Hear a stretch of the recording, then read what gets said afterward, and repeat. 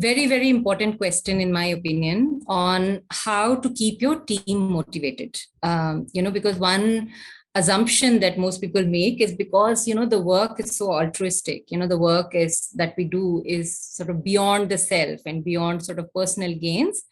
It ought to make everyone feel satisfied. And I think the truth can't be far away. And we see this time and again.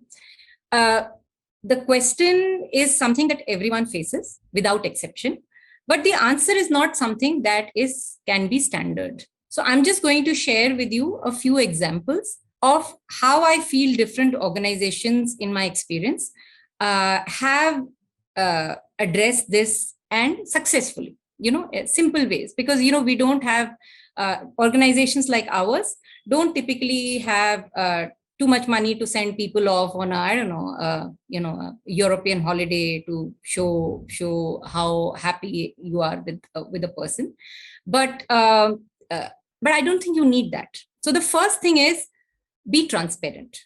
I can firstly speak from experience. We set up in 2009. And at that time, we set up as a virtual company. So Niiti is a virtual company, not because of the pandemic, but we set it up. The idea was like that. So we all have been working remote since then for the last 13 years. And a good majority of the team members have stayed together. Average age of people who have spent time at Niiti in the last 13 years has been at least 5 or 6, not less. There are people who have spent 10 years with Niiti, and when we started out, we were one of the first few for-profit social enterprises, and it initially was very difficult for us to get funding. So I'm going to share with you real issues, and I'm sure something that all of you face. So it's just because, I've been invited to now give you ideas doesn't mean that I didn't face it. Everybody faces issues like that. So I can speak from personal experience. We couldn't find any investors. And I kept trying. The vision was right. Everything that I told you, I have applied it myself, the vision, the articulation, getting people on board, everything we did. We still couldn't find the right funders. We tried to explain through data, etc. But then something different happened is that, because we are a for-profit organization, we get paid for the projects that we did. We realized that, what was motivating the team, and I couldn't pay people salaries because I told you the average experience of people at Niiti is about 10-15 years experience. They are middle to senior professionals. And I just did not have the kind of money to pay them on a monthly basis, saying, okay, this is your salary, come join on board. So we decided, okay, we will all become consultants, including me. So we are built like a law firm. So it's everybody's organization. Everybody has a say in which kind of projects that we take, who gets paid what,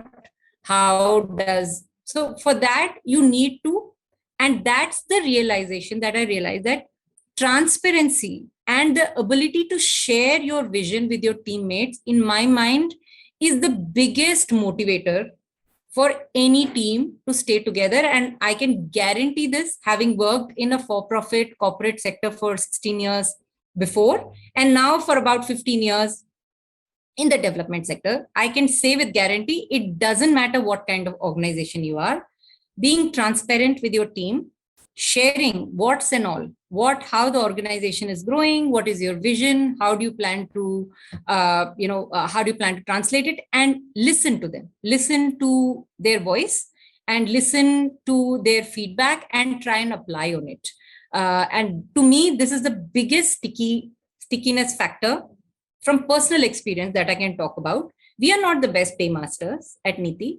We are not the biggest organization. We have a reasonably good reputation, of course, which has been built over a period of time, thanks to the team we have, because we are only as good as the people that we hire or the people that work in the team. So, and I think that is a critical thing. And for social sector organizations, I feel like this is even more important than for others. The second thing is communicate. As a leader of any kind of organization, whether you like it or not, as a person, I shy away from meetings. I'm not the type of person who, feels very, very comfortable in having long drawn conversations. I like to spend time with people, but given a choice, I'd rather be by myself, right? People who also work from home tend to be a little bit of a loner. But I don't have a choice. I've chosen to raise a team. I've chosen to be a part of a team. It is my job to communicate with them. So whether or not I like it, and over a period of time, I've learned to figure out how to do this well, which is aligned with my own nature, which is aligned with my own ability to sort of do it, right? So I speak to my team members often. I encourage them to speak to each other often. I'm always available to the team. We make sure that we meet each other at least 2 to 3 times a year minimum, because we are a remote organization. The status of your organization and the way you operate might be very different, but the rule doesn't change.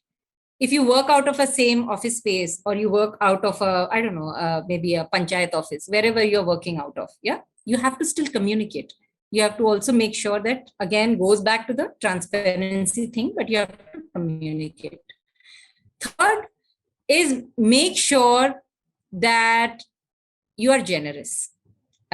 Generous with whatever little money you have, generous with praise, generous with appreciation, generous with feedback, and generous with your ability to help.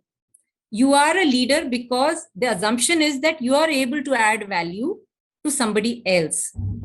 Incidentally, if you are not able to add value, then you're not really a leader, right? You are just a so-called promoter or so-called head of the organization. I'm only talking about if you want to be a good leader, you have to be generous.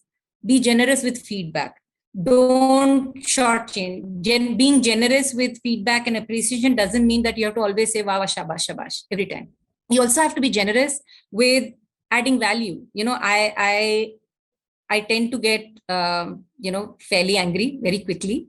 Over a period of time, I've also mellowed, but I'm always generous with people. If people send me a document to read, I will never skim through it. I will read it in detail because I'm expected to add value to it.